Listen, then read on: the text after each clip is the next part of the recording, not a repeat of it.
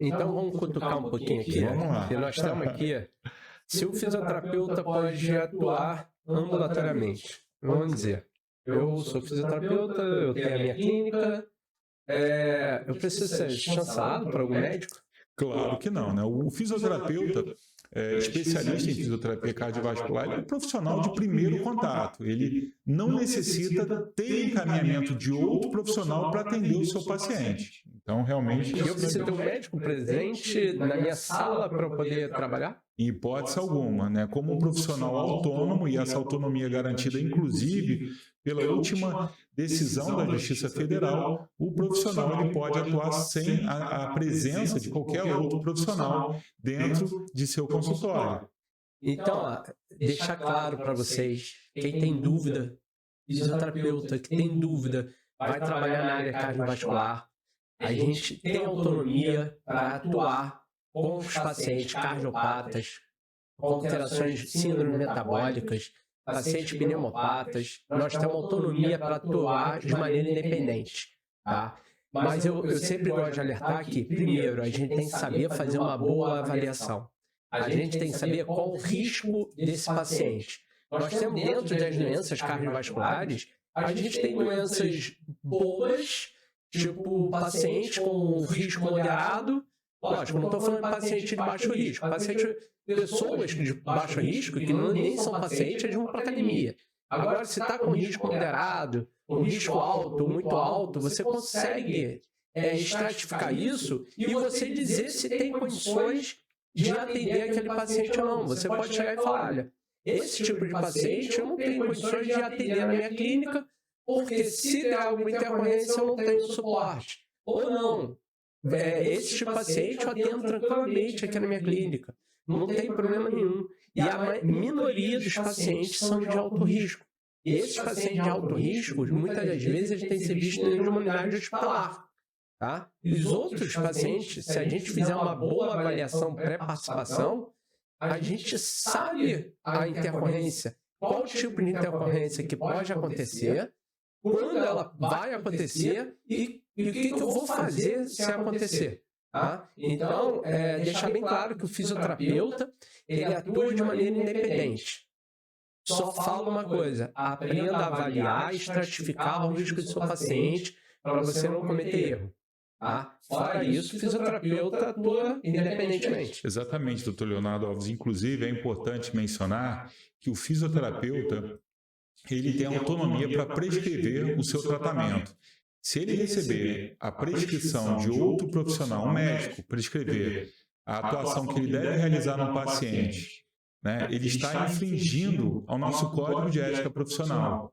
Né? E se tiver qualquer intercorrência, quem responde não é o médico que encaminhou ou prescreveu, é o profissional, é o fisioterapeuta, que é quem é responsável pelo ato profissional. Então, ele não só responde de forma criminal, como também responde de forma ética no Tribunal de Ética da Profissão, que é o nosso Conselho de Fisioterapia e Terapia Ocupacional. Então, gente, qualifique-se. Responsável pelo atendimento, pelo paciente em fisioterapia é você. E outra coisa, falando disso, falando da avaliação, dentro da cardiovascular, a gente precisa muito de fazer alguns testes, tá? Por exemplo, aqui na clínica, 100% dos meus pacientes de reabilitação cardíaca e metabólica, eles fazem ergospirometria. Tá? A gente tem o teste ergospirométrico, não somente como porta de entrada, como avaliação pré-participação, como acompanhamento do tratamento, até para poder quantificar. O fisioterapeuta, ele, quando capacitado, ele pode estar fazendo esse teste? Exatamente. O fisioterapeuta ele está apto para a realização desde que esteja capacitado. É importante que os nossos profissionais saibam que eles podem não só realizar, né, esses procedimentos, como também solicitar, não só esses procedimentos, como também exames complementares. Né? E, em negativa, o profissional ele pode encaminhar a denúncia para o conselho profissional, né, para o nosso CREFITO, para que o nosso CREFITO possa tomar as medidas cabíveis, inclusive em relação à prescrição. A gente vem notificando médicos que continuam, né, alguns deles, desrespeitando a autonomia dos nossos profissionais, prescrevendo o ato profissional. E o nosso profissional pode sim denunciar para o nosso conselho de classe, que o nosso conselho de classe notificará esse médico, né, e, em último caso, seguirá com medidas judiciais.